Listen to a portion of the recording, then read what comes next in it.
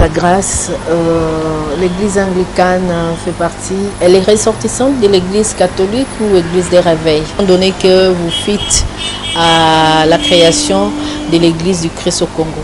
Oui, merci pour la question. L'église anglicane, c'est une église issue de la réforme protestante depuis le XVIe siècle. Mais la différence entre l'église anglicane et les autres églises protestantes face à l'église catholique romaine, c'est que nous avons gardé la même tradition avec cette église. Et quand vous voyez par exemple l'apparence sur le plan liturgique et aussi sur le plan administratif de l'église, vous allez trouver que l'église catholique et l'église anglicane sont plus proches. Et même si on allait un peu plus profondément, on peut constater que même sur certains points doctrinaux, nous sommes restés plus proches que les autres églises protestantes.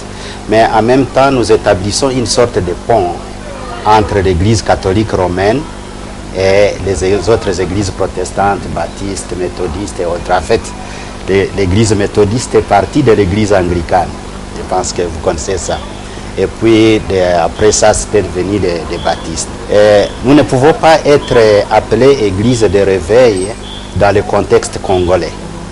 Mais dans le contexte évangélique original, nous sommes une église de réveil, mais depuis le XVIIIe siècle, lorsque nous avons essayé de contextualiser la foi britannique, c'est-à-dire la foi occidentale, ici en Afrique. Alors, les Africains ont en quelque sorte contextualisé la foi anglicane et il y a une petite différence entre les églises anglicanes de l'Ouest et les églises anglicanes de l'Afrique. Nous sommes restés très évangéliques.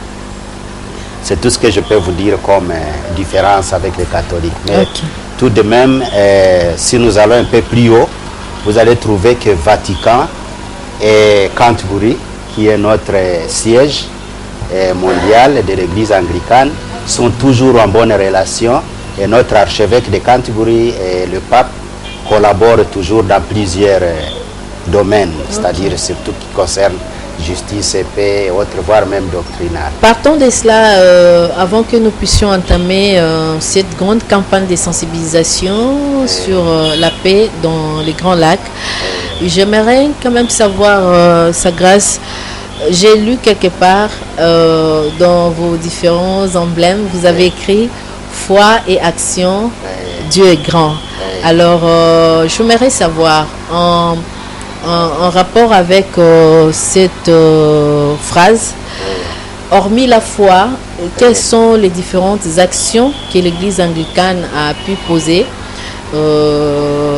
depuis sa création? Est-ce qu'elle s'investit aussi dans les établissements scolaires, dans l'élevage ou je ne sais pas dans quoi exactement? C'est-à-dire à partir de notre foi, nous sommes appelés à réaliser certaines actions. C'est-à-dire c'est cette même foi qui nous appelle, qui nous pousse à réaliser certaines actions sociales dans les endroits où nous sommes en train d'opérer ou bien d'évangéliser, là où nous sommes. L'église anglicane est connue comme une église traditionnelle qui, lorsqu'elle vient s'implanter, elle commence non seulement par construire une église, mais il y a aussi à côté une école pour les enfants et de l'autre côté vous pouvez trouver un dispensaire ou bien un centre de santé, et aussi elle participe au développement social de la population. Et quand je parle de développement là, ça signifie donc elle s'imprègne dans les activités sociales telles que si parmi les éleveurs, il faut aider les gens à améliorer leurs techniques d'élevage, les techniques agricoles, afin qu'ils puissent progresser. Nous le faisons dès le départ. Et aujourd'hui, nous avons plusieurs écoles, des centaines d'écoles. Dans chaque diocèse, vous pouvez trouver plusieurs écoles. Et nous avons aussi une université à Bunia, une université avec plusieurs filières, qui a commencé comme un institut théologique à Bukavu, et puis après ils ont déménagé à Bunia et maintenant c'est devenu une université. Nous avons aussi des projets, toute une coordination, donc un département dans mon administration, même au niveau de la province. Donc la province, pour nous, c'est ça le pays. Oui. Au niveau national, nous avons un bureau chargé de développement communautaire. Alors, oui, il coordonne toutes les activités qui se font dans les diocèses, dans le domaine du développement.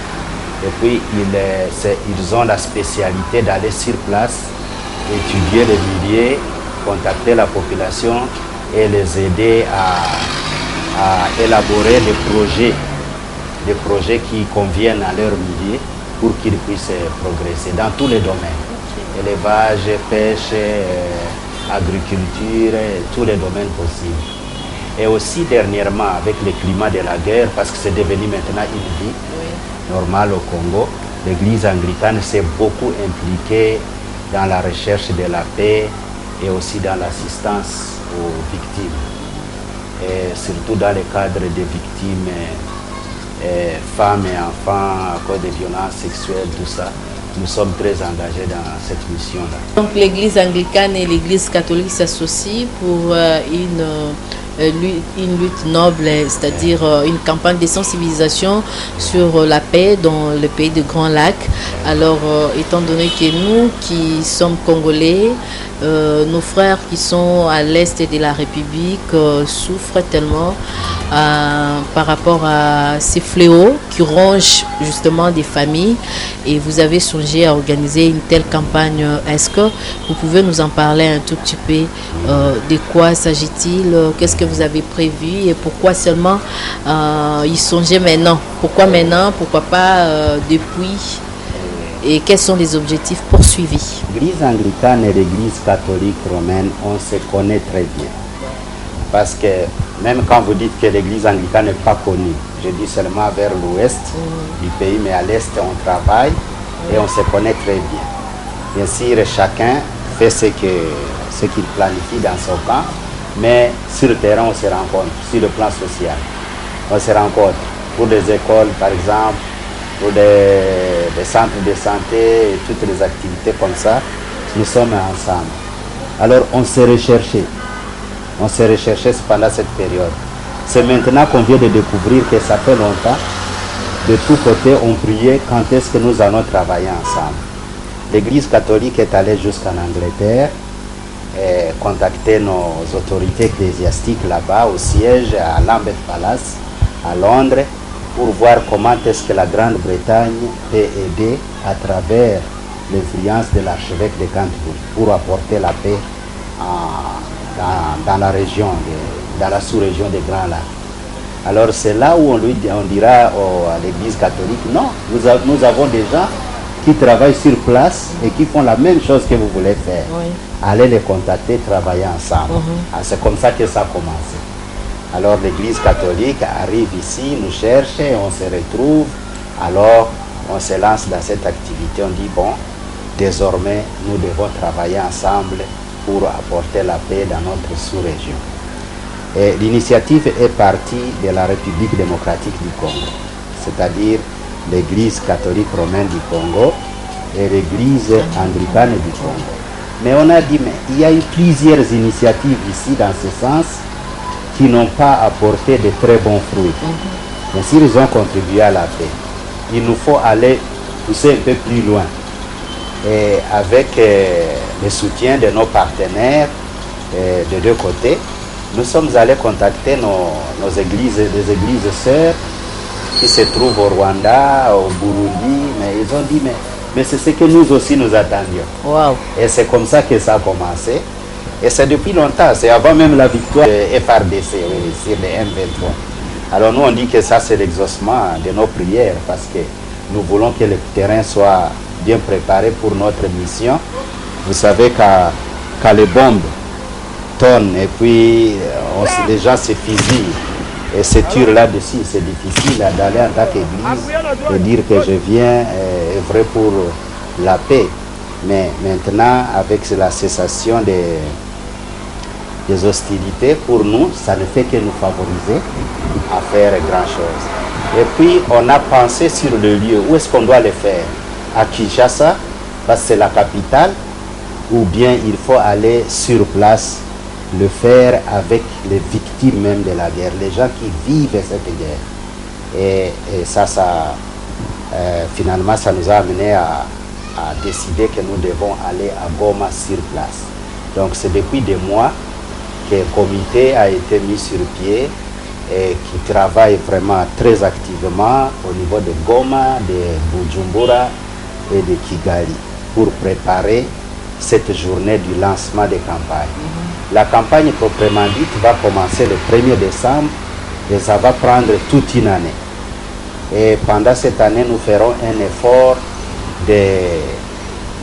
d'attirer toutes les forces vives de la population congolaise, toutes les organisations, que ce soit les artistes, que ce soit nos autorités politico-administratives, tout le monde sera mobilisé et sensibilisé pour nous rejoindre afin désormais de chanter paix au Grand Lac. Et pas seulement au Congo, c'est-à-dire dans tous les 3 pays. Et en perspective, nous comptons aussi aborder les Ougandais. Parce que nous avons une grande église anglicane en Ouganda qui est la plus influente d'ailleurs. Et aussi au Sud-Soudan. Ils sont prêts à nous recevoir, ils nous attendent. Mais d'abord, nous devons faire ce que nous avons programmé à Goma. Et avec votre soutien, le soutien de tout le monde et dans la presse, nous pensons que cette sensibilisation va aller de l'avant. Belle initiative, sa grâce. Vraiment, félicitations. Mais comment comptez-vous vous y prendre? Quelles sont les mesures préventives que vous avez pu prendre par rapport à cette activité? Parce que nous reconnaissons qu'il y a eu pas mal d'initiatives ici au Congo, à Kinshasa surtout, par les leaders politiques ou religieux, mais qui parfois ont adopté à réaliser leurs activités à Kinshasa. Vous avez osé pour aller là où ça crie. Et il y a vraiment la guerre. Comment vous allez faire pour vous en sortir comme il se doit? Et comme précaution, comme vous l'avez vu dans notre emblème, dans notre devise, c'est Dieu est grand. Nous comptons beaucoup sur Dieu lui-même. Et nous savons que c'est Dieu qui donne la vie et c'est Dieu qui donne la foi en toute personne. Alors, quelle est notre stratégie? Notre stratégie, c'est la population. Même lorsque nous parlons de Goma, nous parlons du Rwanda, nous parlons du Burundi, nous, on vise la population. C'est là qui a la foi en Christ d'abord. Nous savons que dans ce cœur-là de foi, il n'y a pas de guerre, il n'y a pas d'hostilité. Bien au contraire, à cause de la durée de la guerre, tout le monde est fatigué de cette guerre. Et pour nous, ça c'est un terrain favorable. Parce que nous allons rappeler, voilà, on a fait la guerre, mais finalement, même ceux-là qui ont organisé les guerres sont fatigués de ces guerres. Oui. Et puis je pense qu'ils en sont peut-être prisonniers. Ils veulent sortir, mais ils n'ont pas de débouché. Et nous leur accordons une occasion de sortir à travers la foi. Et je vais vous donner un exemple, l'exemple d'un bateau sur la mer. Un bateau qui flotte sur la mer a toujours une ancre, l'ancre en bas. Et l'ancre, l'objectif de l'ancre, c'est l'équilibre du bateau. Un bateau sans ancre n'est pas équilibré. C'est la même chose que pour les hommes, pour une population. Une population dépourvue d'une spiritualité, c'est une population vouée à la destruction. Alors nous, qu'est-ce qu'on part faire? Nous, on voudrait renforcer l'existence d'un cœur au sein de nos populations des pays des Grands Lacs. Parce que nous savons très bien que les guerres viennent de cœur. Avant de se tirer dessus, c'est qu'on a eu assez de temps pour méditer. Et quelle sorte de méditation? C'est la méditation de la haine. Et qui aboutit toujours à la guerre. Alors pour apporter un vrai médicament, bien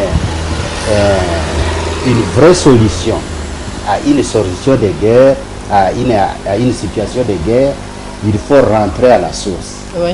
Et la source, c'est le cœur. Oui. Le cœur qui avait médité la guerre, doit être maintenant touché pour qu'elle puisse changer, être transformée et maintenant méditer la paix.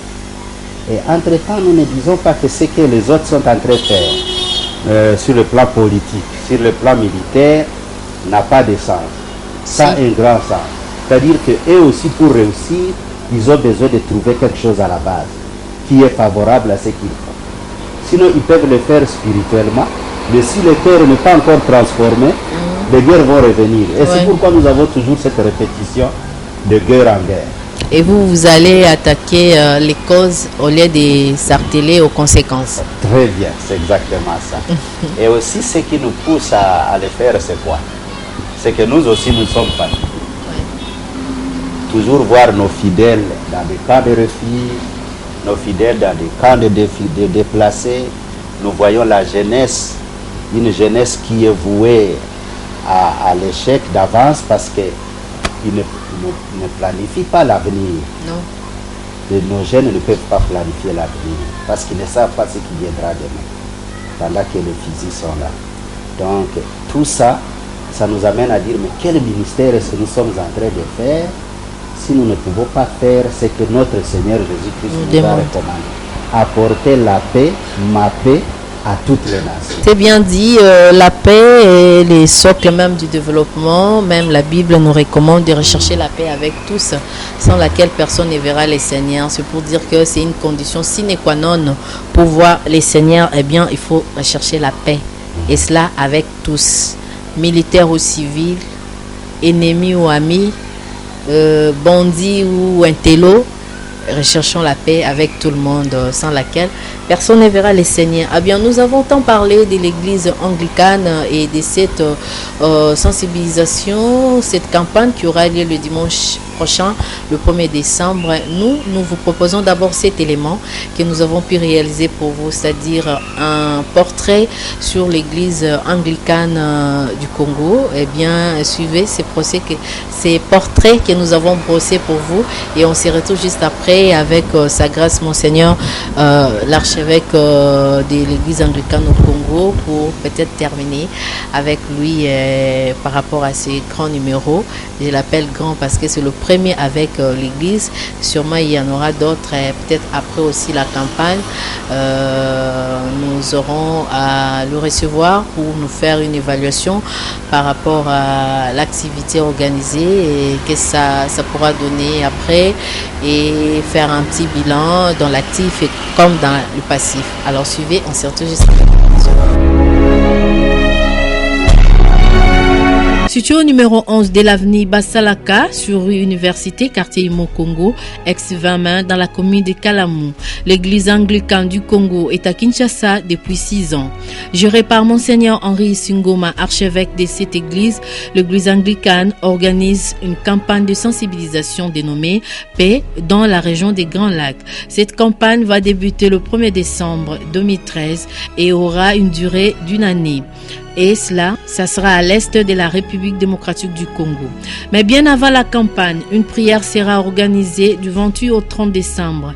Question de bien préparer la dite campagne. Il faut rappeler tout de même que l'église anglicane s'investit dans l'éducation des enfants en construisant des écoles, dans l'agriculture et aussi dans le développement durable de notre pays. L'église anglicane a pour devise foi et action, Dieu est grand. Voilà, vous venez là donc de suivre les portraits que nous avons réalisés pour vous de l'église anglicane. Certainement vous avez dit waouh, Ezala Kaka Tobo Sanango, Tomonyo Lisusu. Eh bien, Ezala Kaka, et là nous étions au siège de Kinshasa sur la rue Université, donc dans la commune de Kalamo, donc Ndenge Bolandi. À travers ces portraits. Alors nous approchons vers la fin, mais puisque le numéro 1 de cette église ici au Congo est là, alors sa grâce, pouvez-vous nous dire, vous avez suivi les portraits, c'était juste pour brosser l'église et tout, mais puisque nous arrivons à la fin de notre émission. Avez-vous un message particulier à lancer peut-être à tous les fidèles qui ont eu l'occasion de vous suivre à travers cette émission et tous les politiques ou spirituels qui ont peut-être suivi l'initiative que vous venez d'exposer à travers notre émission? Un mot peut-être par rapport à toutes ces personnes et vos coordonnées si seulement on veut vous joindre pour vous parler en aparté, comment on fait? Oui, je vous remercie de tout ce temps que nous avons passé ensemble. Et pour terminer, je voudrais tout simplement demander à tous les fidèles chrétiens, pas seulement les anglicans et catholiques, mais de toutes les autres églises, et voire même certaines confessions, de s'associer à nous dans la prière pour que cet événement puisse réussir. Et la prière commence 3 jours avant, c'est-à-dire à partir du 28. Nous allons nous mettre dans un climat de prière et le 1er décembre, ce sera le lancement. Et que vous soyez n'importe où dans ces pays, à Kinshasa ou ailleurs, en tout cas sachez qu'à partir du 28, il y a vos frères et sœurs chrétiens à genoux, à Goma, en train de manifester pour que Dieu puisse intervenir dans la situation et qu'il y ait la paix dans notre pays. Aussi, je voudrais maintenant demander à mes frères et sœurs de l'Église anglicane du Congo de se mobiliser davantage. Et ce que nous allons faire, c'est une action d'amour de Dieu. Nous devons recevoir tout le monde. Et nos frères et sœurs catholiques, nous devons continuer à témoigner au monde que nous sommes unis, parce que sans l'unité, nous ne pouvons pas réussir les activités qui qui nous aident à rechercher la paix. La paix dépend de l'unité. S'il n'y a pas l'unité, c'est toujours le discorde. Alors là, ça sera difficile de réaliser nos affaires. Pour les politiques et nos autorités militaires, nous les remercions beaucoup pour ce qu'ils sont en train de faire. Ce que nous sommes en train de faire, c'est la même chose. Et ils ont combattu. Nous louons Dieu pour la montée de la morale au sein de FRDC. Et nous prions pour ça, pour que ça puisse continuer, que notre armée soit une armée puissante dans la région et aussi dans les pays capables de défendre les intérêts nationaux. Nous sommes là pour ratisser le cœur. Peuvent remporter les victoires militaires, mais nous sommes derrière eux pour ratisser le cœur, pour qu'il y ait transformation, que les guerres finissent dans notre région et que nous regardions le développement de notre milieu. Voilà, merci à vous tous qui nous avez suivis avec attention. Nous avons parlé de l'église anglicane tout simplement parce que cette église s'associe à l'église catholique pour organiser une grande activité dénommée Paix au Grand Lac. C'est une campagne de sensibilisation pour implorer Dieu afin qu'il restaure la paix à la partie est de notre pays particulièrement et aussi à tous les pays des sous-régions des Grands Lacs en général. Alors cela, nous avons parlé avec le numéro 1, l'archevêque de l'église anglicane au Congo, Monseigneur Isingoma Henri, qui nous a reçus à son bureau et avec lui, nous avons pu parler de cette grande initiative qui va apporter certainement le développement dans notre pays. Vous savez, sans la paix, nous ne pouvons pas travailler dans toute tranquillité. Sans la paix, nous ne pouvons peut-être pas combattre comme il se doit. Sans la paix, nous ne pouvons pas être excellents. Alors, ceci dit, nous sommes dans l'obligation de nous joindre à eux, puisque ils ont initié cette action et nous allons les soutenir pour que Dieu puisse nous répondre à travers cette supplication.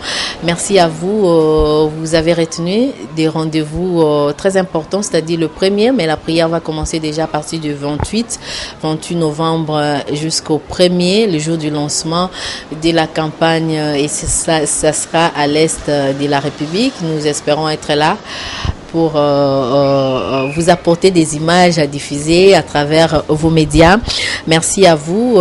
Vous pouvez suivre cette émission sur YouTube, Initiative. Vous tapez seulement émission Initiative et Développement et vous trouverez l'intégralité de cette émission, soit sur Facebook ou encore vous pouvez nous joindre au téléphone pour nous suggérer vos sujets ou peut-être vos initiatives que vous voulez exploiter dans 09 91 12 60 60. Je dis 09 91 12 60 60 pour entrer en contact avec nous. Alors, nous disons merci à notre équipe technique. Là, nous songeons à David Tembeni, Henri Noël Moutavo qui est le réalisateur de cette émission et à Mal Koikila qui a pu monter cet élément. Et merci aussi à nos deux assistantes qui nous ont assistés, Lydia et Luisette qui étaient là, qui ont prié certainement pour nous pour que cette émission se déroule en bonne et due forme.